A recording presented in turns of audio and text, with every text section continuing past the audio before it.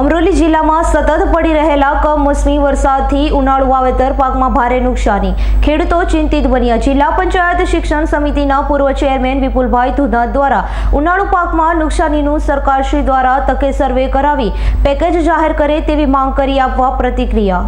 અમરેલી જિલ્લામાં સતત પડી રહેલી કમોસમી વરસાદથી ઉનાળુ વાવેતર પાકને ભારે નુકસાની જતા ખેડૂતો ચિંતિત બન્યા છે। ત્યારે મોટા લાલિયા તાલુકામાં પણ ભારે પવન સાથે કમોસમી વરસાદ પડ્યો હોય, જેમાં ખેડૂતોએ ઉનાળુ વાવેતરમાં તલ, મગ, બાજરી સહિતના બાગાયતી પાકોમાં ભારે નુકસાની થતા ખેડૂતો ચિંતિત બન્યા છે। ત્યારે અમરેલી જિલ્લાના પંચાયતી સાંસદ અને પૂર્વ શિક્ષણ મંત્રીના ચેરમેન વિપુલભાઈ ધુધાતા દ્વારા અમરેલી જિલ્લામાં કમોસમી વરસાદથી ઉનાળુ પાકને થયેલા નુકસાન અંગે સરકારશ્રી દ્વારા અમરેલી જિલ્લામાં વહેલી તકે સર્વે કરાવી નુકસાનનું વળતર સાથે પેકેજ જાહેર કરે તેવી માંગણી કરવામાં આવી હતી। Bureau report SZ news Amreli. અમારી તમામ માહિતીથી અપડેટ રહેવા માટે જોડાયેલા રહો S9 ન્યૂઝ સાથે।